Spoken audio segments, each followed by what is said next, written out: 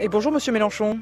Bonjour. Invité politique de France Info. Vous êtes avec nous depuis Strasbourg. Monsieur Mélenchon, C'est ça. voilà.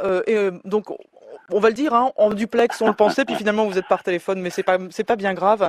Un mot sur ce que disait François Hollande hier, Monsieur Mélenchon, en conférence de presse. D'abord sur ce chiffre, les 24 000 réfugiés qu'on accueille en France. Est-ce que c'est trop peu? Est-ce que ça suffit? Est-ce que c'est déjà ça? D'abord, ça ne pose pas vraiment le problème des causes, mais en tout cas, si je prends le chiffre lui-même, comme toujours, il faut manier les chiffres que donne François Hollande ou ses proches avec beaucoup de précaution, parce que l'année dernière, il a évoqué le chiffre de 60 000 personnes, n'est-ce pas? Alors tout le monde a compris que 60 000 personnes avaient été accueillies en droit d'asile. Pas du tout. C'est 60 000 demandes qui avaient été déposées et une douzaine de milliers avaient été acceptées.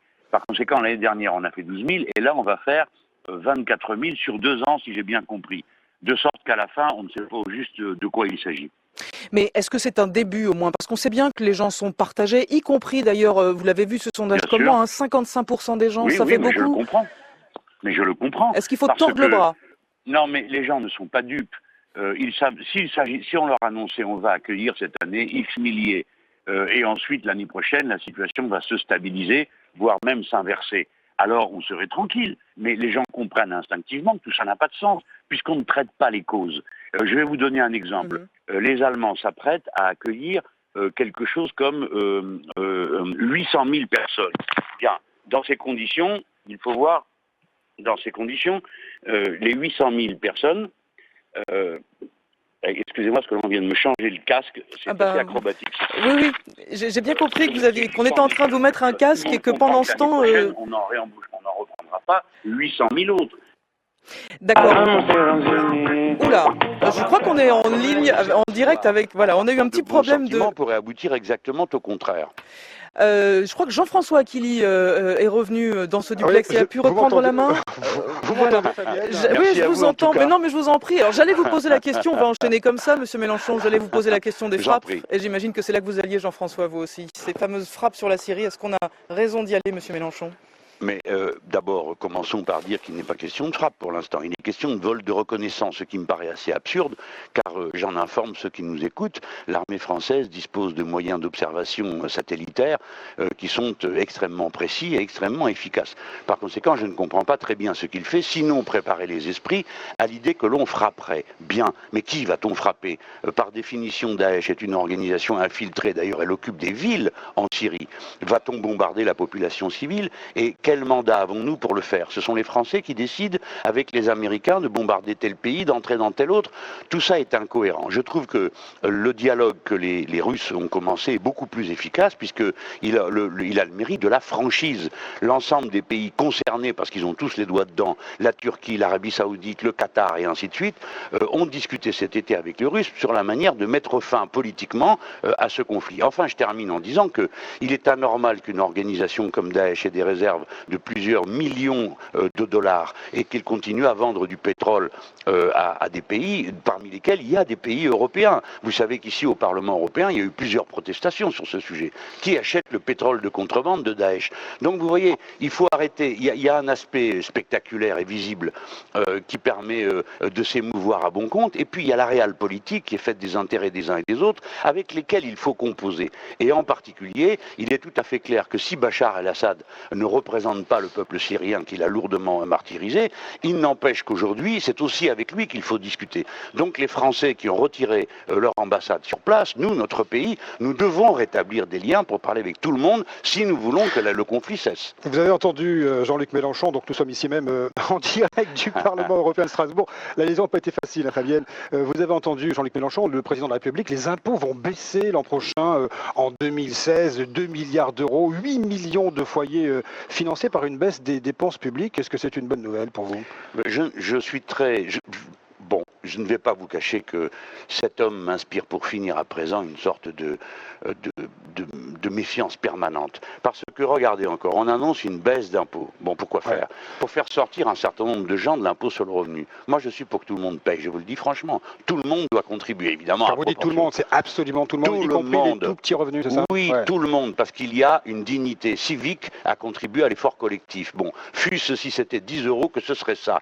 Deuxièmement, c'est pas ça la solution pour pour rendre l'impôt plus léger. C'est de l'étaler. Au lieu de 5 tranches, il en faut 14, de manière à ce que la classe moyenne ne paye pas pour tout le monde et que ceux qui ont les revenus les plus élevés payent davantage. Mais surtout, M. Aquili, ce qu'il y a de choquant dans la déclaration de François Hollande, c'est qu'il dit « je vais baisser les impôts ». Et ensuite, il dit ça sera en coupant des dépenses publiques de plus. Donc ça va faire il y a moins plus d'argent dans les caisses. Voilà, c'est ce qu'il dit. En effet, on s'est arrangé pour appauvrir l'État.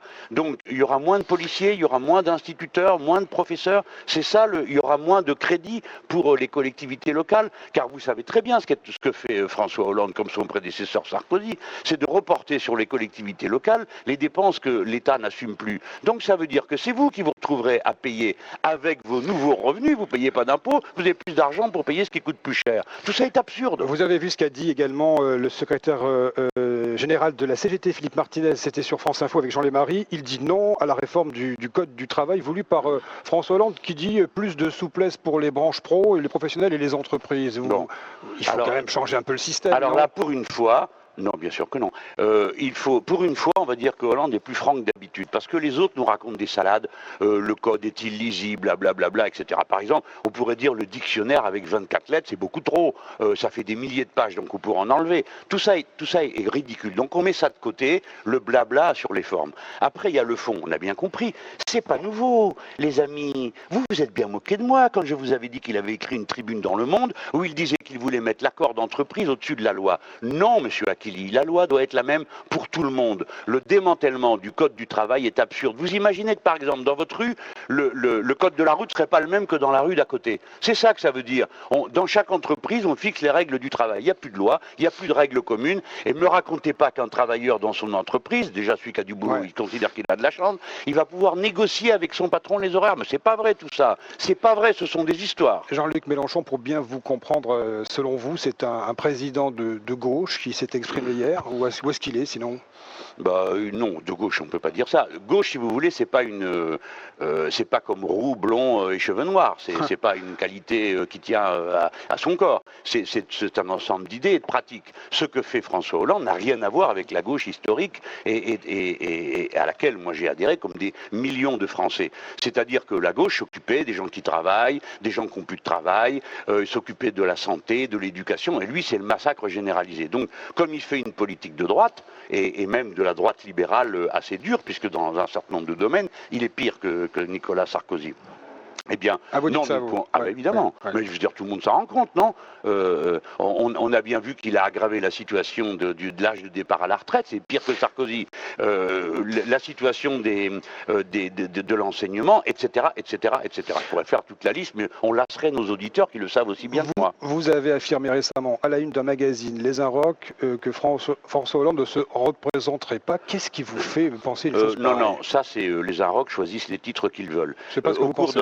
Au cours d'un entretien qui est long et donc je suis très reconnaissant qu'on m'ait permis de le faire, j'ai dit que s'il prenait comme critère la baisse du chômage pour se représenter, alors il ne se représenterait pas, car le chômage ne baissera pas. Je sais ce qu'il essaye de faire, démanteler le code du travail au point que, à la moindre petit frémissement de l'activité, on puisse dire ça y est, c'est reparti. Donc si c'est ça son critère, la baisse du chômage, alors le chômage ne baissera pas et donc il ne se représentera pas. Cependant, je le crois aussi capable de s'accrocher, puis tous les autres disent tant qu'à perdre, autant que ce soit lui qui le fasse. Parce que vous, Jean-Luc Mélenchon, vous irez, vous? Moi, il n'y a rien de décidé. J'ai dit que je me préparais. Mais je pense que si j'étais candidat, aujourd'hui, c'est ma réflexion aujourd'hui, je pense que je pourrais passer devant lui et donc réouvrir la voie pour une alternative de progrès. Au fond, vous savez, il n'y a que deux choix dans la société. Il faut arrêter avec les apparences. Il y a ceux qui pensent que le futur, c'est chacun pour soi et le marché pour tous, et les autres qui pensent que non, il faut serrer les coudes et être solidaire pour faire face aux malheurs qui nous accablent. Et comme on est une grande nation, avec énormément de potentiel, moi je crois que quand on aura à dire aux gens, écoutez, on peut s'en sortir tous ensemble, et très vite, c'est-à-dire qu'on peut très vite faire reculer le chômage et le reste, les gens peuvent choisir ça, préférer ça, le progrès, plutôt que la guerre civile avec Madame Le Pen, ou le chacun sur soi, pour soi avec Monsieur Sarkozy. Merci à vous, Jean-Luc Mélenchon, d'avoir été notre invité en direct. Je salue le travail des journalistes qui ont fait de l'acrobatie avec la technique, et les techniciens, bien sûr, qui ont réussi à rétablir le lien avec Strasbourg, et vous savez que Strasbourg est très loin des êtres humains pour ce qui concerne le Parlement européen.